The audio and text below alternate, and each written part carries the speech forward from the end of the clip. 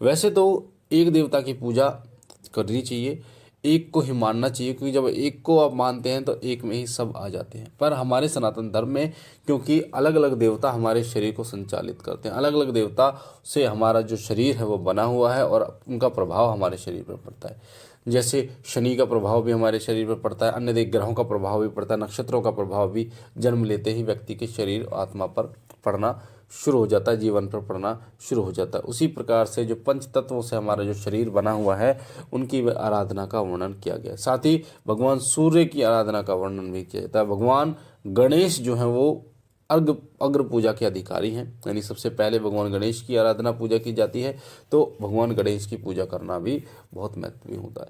साथ ही हमारे जो पितृ होते हैं, ग्राम देवता होते हैं, इष्ट देवता होते हैं, उनकी पूजा करना भी हमें विशेष फलदायी होता है। तो मैं आपको बता दूं कई देवताओं की पूजा करने से आपके जीवन में क्या होगा, फल आपको मिलता है। देखिए, कई देवता जो आपके भौतिक जीवन और आपके आध्यात्मिक जीवन को सुखमय बनाते हैं। भौतिक जीवन जो आप जी रहे हैं, भौतिक जीवन में आपको पैसा चाहिए, भौतिक जीवन में आपको अपना परिवार चाहिए, भौतिक जीवन में आपको जो आपकी आवश्यकताएं हैं उनको पूरा करने के लिए साधन चाहिए। भौतिक जीवन आपका ये होता है जो आपको मनोरंजन भी चाहिए, आपके शरीर सहूलियत भी चाहिए।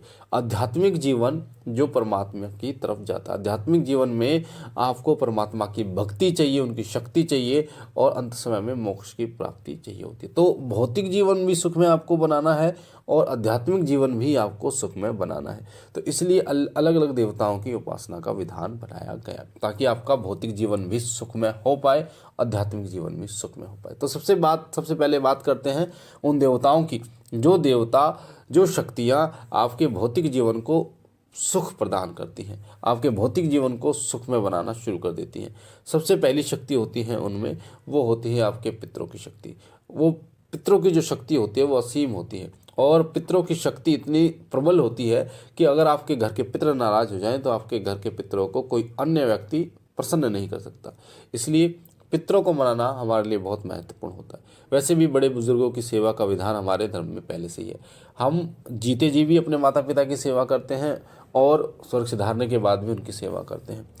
सनातन धर्म ही एक ऐसा धर्म है जिसमें माता पिता का जो दर्जा है वो इतना ऊंचा बताया गया है, जिसमें जीते जी भी माता पिता की सेवा की जाती है, बुजुर्गों की सेवा की जाती है और उनके स्वर्ग सिधारने के बाद भी उनको नाम ले जाता है, उनकी सेवा की जाती है।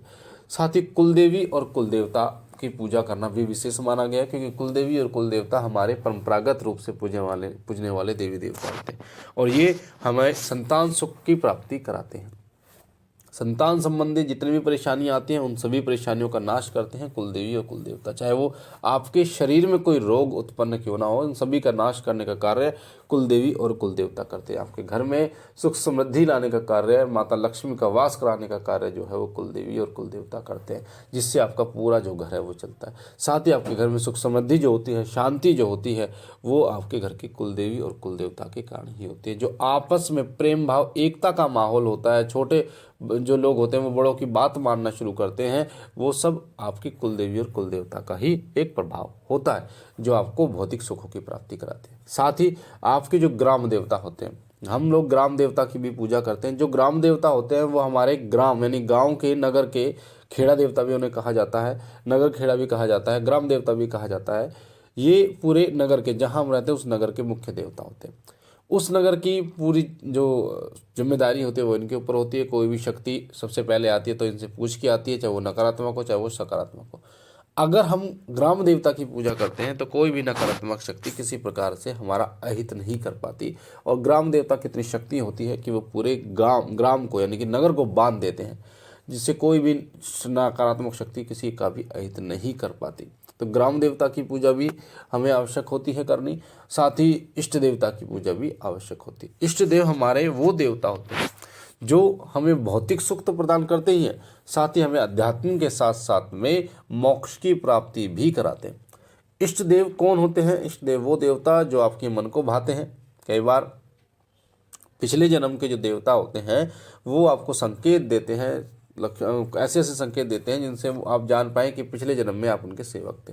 तो वो हर संभव प्रयास करते हैं कि आप उनकी पूजा करें और वो आपको पहले की तरह ही भव से तारे। पर किसी न किसी वजह से वो लोगों के कर्म खराब हो जाते हैं, जिसके कारण से पिछले जन्म के देवता उनको नहीं मिल पाते। तो इष्ट देव जो होते हैं वो आपको भौतिक सुखों के साथ साथ में आध्यात्मिक सुख प्रदान करते हैं, आपको सही राह दिखाते हैं, आपको परमात्मा की भक्ति की तरफ लेके जाते हैं, साथ ही आपको अनुभव कराते हैं शक्तियों का, भक्ति आपको प्राप्त कराते हैं, शक्ति प्राप्त कराते हैं और अंत समय में मोक्ष की प्राप्ति कराते हैं। तो जो इष्ट देव होते हैं वो एक होते हैं, अन्य देवताओं में आपका रुझान हो सकता है। यानी अन्य देवता जैसे माता काली आपके इष्ट हैं तो हनुमान जी में आपका रुझान हो सकता है, उनकी सेवा करने में, भगवान शिव की सेवा करने में आपको रुझान हो सकता है। और कहीं ना कहीं ये सभी देवता एक दूसरे से जुड़े होते हैं। अगर आप एक की सेवा करते हैं तो अन्य जो देवी देवता हैं वो अपने आप ही प्रसन्न होने शुरू हो जाते हैं। तो इन देवताओं की पूजा करने से आपको भौतिक और आध्यात्मिक सुख प्राप्त होता है, भक्ति प्राप्त होती है, शक्ति प्राप्त होती है और अंत समय में मोक्ष की प्राप्ति भी होती है। इसलिए हमारे धर्म में कई देवताओं की पूजा का विधान बताया गया है ताकि भाव से पार व्यक्ति हो पाए, ताकि वो अपने भौतिक जीवन को भी समझ पाए और आध्यात्मिक जीवन को भी समझ पाए। जबकि ये जो खूबसूरती है ये अन्य धर्मों में नहीं है। इसलिए सनातन धर्म जो है वो सबसे श्रेष्ठ था, है और रहेगा। जितने भी लोग हैं वो सनातनी ही हैं और शुरुआत से ही जब जन्म हुआ तो सभी सनातनी ही थे। बाद में धीरे धीरे जो भी मनुष्य ने, इंसान ने अपनी सोच के अनुसार जो जातियां बनाई हैं वो एक अलग है, पर सभी के सभी जो है वो हिंदू थे, हिंदू ही रहेंगे। परमात्मा सबका उद्धार करे, सब पर कृपा करे। और मुझे आशा है जानकारी अच्छी लगी होगी आपको। अगर पहली बार चैनल पे है तो चैनल को लाइक कीजिए, शेयर कीजिए, सब्सक्राइब कीजिए। जो भी जानकारी हम डालें वो आपको सबसे पहले मिले, इसलिए आप बेल आइकन को दबाइए। बाबा भोलेनाथ आप पर असीम कृपा बनाए रखें, आप और आपका परिवार सुखी रहे, स्वस्थ रहे, खुश रहे। हम मिलते एक नई जानकारी के साथ, तब तक के लिए ओम नमः शिवाय, ओम नमः शिवाय, ओम नमः शिवाय।